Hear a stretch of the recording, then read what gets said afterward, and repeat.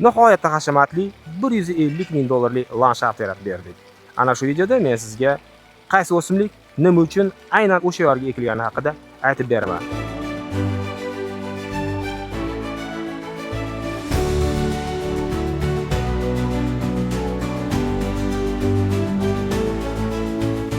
Imperial so'zining o'zi nihoyatda hashamatli so'z.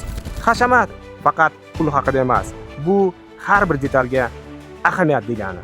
Ana shu videoda men sizlarga shularni aytib o'taman.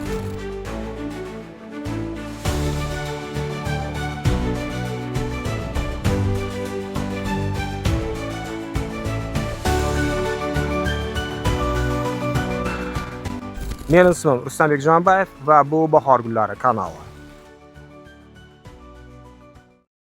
Shaharning qoq markazida qurilgan zamonaviy turar joy majmuasi va chiroyli hashamatli landshaftni uyg'unlashtirganda biz nimalarga erishamiz? Ana shu videoda men sizlarga shularni aytib o'taman. Biz turgan joyning nomi Imperial Club turar joy majmuasi va bu yerda biz mijozning talab va ehtiyojlariga qarab nihoyatda hashamatli 150 ming dollarlik landshaft yaratib berdik. Ana shu videoda men sizga qaysi o'simlik nima uchun aynan o'sha yerga ekilgani haqida aytib beraman. Imperial so'zining o'zi nihoyatda hashamatli so'z va bu bejizdan berilgan emas. Hashamat faqat pul haqida emas, bu har bir detalga ahamiyat degani. Va biz ana shu detallar ustida to'xtalib o'tamiz. Bu yerda maydon katta, o'rtacha va kichik hududlarga bo'lingan. Ularni hali ko'rsatib o'tamiz. Va ana shu yerdagi detallarga ahamiyat bering. Ionimus, Aurelia, Nandina ranglariga ahamiyat beramiz. Ionimus, Aurelia shtampda. Mana bu yerda esa Tist, mana bu yerda esa Elix. Va mana bu go'zal Fatini o'simligiga ahamiyat bering. Odatda bo'yi qisqa o'simliklar landshaftning old tomoniga ekiladi. Bu yerda mana hozir o'tiribmiz Ionimus, Aurelia landshaftning old qismiga ekilgan va bu o'simligimiz tez-tez kesitiriladi. Bu nimaga qilinadi? Chunki mana bu yerda go'zal Nandina o'simligimiz bor. Bu go'zal o'simligimiz o'zining ana shunday to'q yashil va qip-qizil va ana bu yerda ko'rsatganimizdek sariq barglari bilan ajralib turadi va bog'da alohida o'zini kontrastini berib turadi. Landshaftning o'rta qismida hozir Elix o'simligi ekilgan va bu gullashdan to'xtab o'zining qip-qizil chiroyli mevalari bilan hozir ana shu yerni bezatib turibdi. Bu o'simligimiz nihoyatda noyob, chunki bu o'simligimiz ana shunday chiroyli shtampda o'stirilgan va Italiyadan keltirilgan. Landshaftimizning qoq markazini hozirda ko'zingiz ko'rib turibsiz. Mana piramidal Ionimus Aurelia daraxti egallagan va o'zining nihoyatda chiroyli barglari bilan va mana bu betakror o'zining ifori bilan ana shu joyimizni bezab turibdi va bularni ko'rinishiga qarab, buni iforiga qarab kishi ana shu yerdan keta olmay qoladi. Sizga ana shu o'simlikni bog'ingizda ekish uchun tavsiya qilamiz. Agarda qanaqadir kommentariylar bo'lsa pastga yozib qo'ying. Qayerdan sotib olish mumkin, narxlari necha pul? Bizga murojaat qilasiz va sizlarga aytib yuboramiz.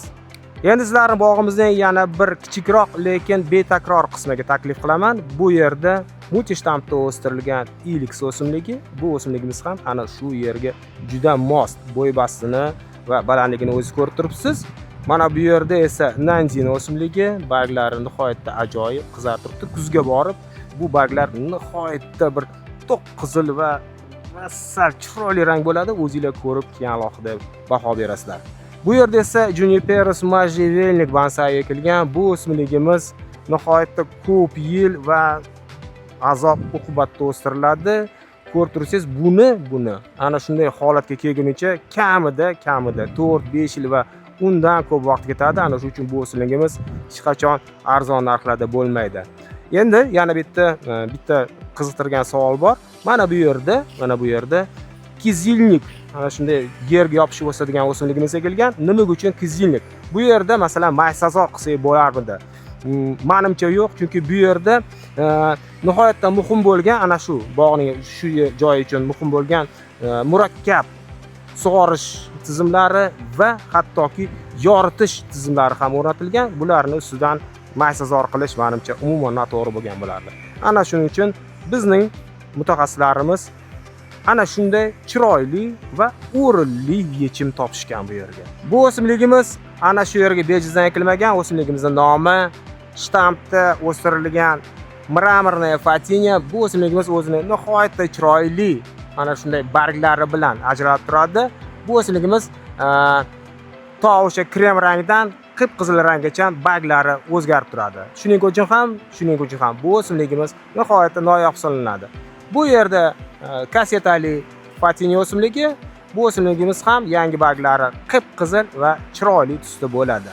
Endi ana shu kichik joyimizda mana shunday go'zal va qimmat o'simlik ekilgan. Bu o'simligimizning nomi Glauca Atlantica kedri.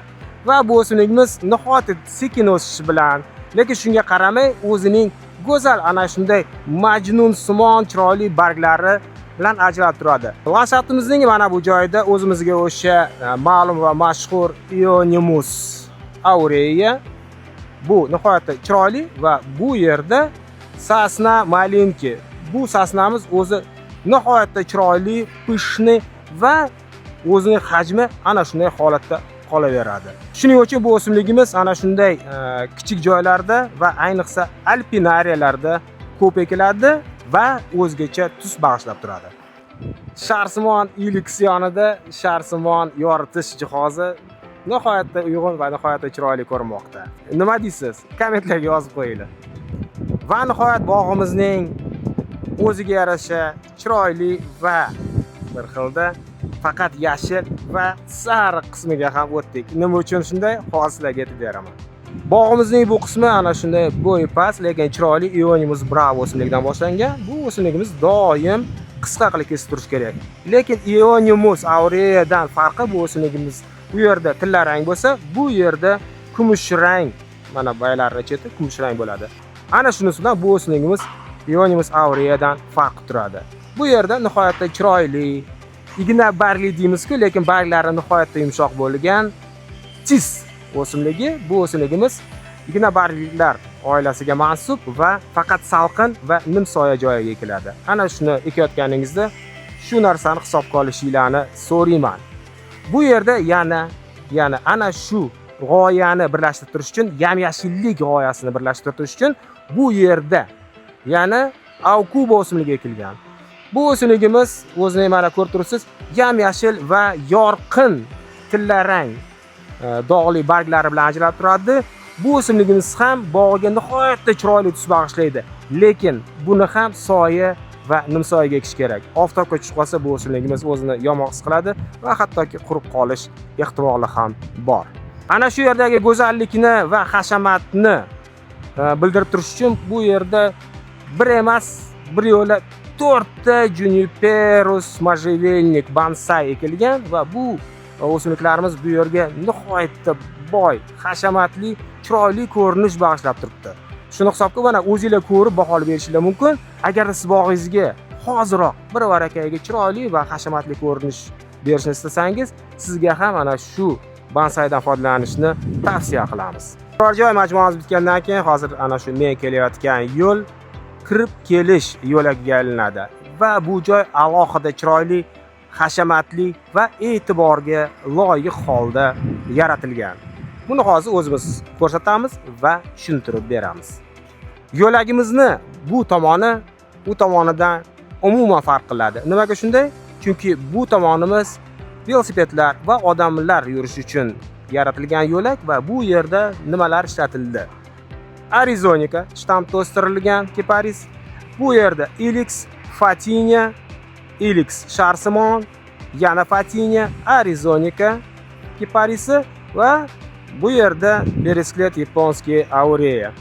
Endi bu tomonimiz nimaga ana shunday hozirlarga tushuntirib o'tdim, chunki bu yer odamlar va velosipedlar yurish uchun mo'ljallangan.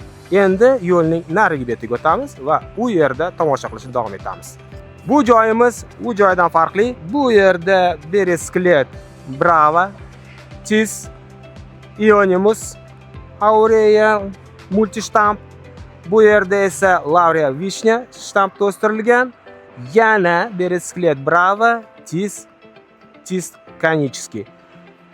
Bu joydan asosan mashinalar yuradi va kirishingiz bilan o'ng qo'lingizda ana shunday go'zal maydon paydo bo'ladi. Agarda siz ana shu yerda yashasangiz, bu siz uchun nihoyatda chiroyli va betakror joy bo'ladi. Agarda siz mehmon kelgan bo'lsangiz esa, uni ko'rib o'zingiz hayron qolasiz. Chunki bu yerda mana bu Bravo Beresikletdan tashqari lavanda o'simliklari ham ekilgan. Bu o'simliklarimiz hozir gullab turibdi va bularning ifori tengi yo'q.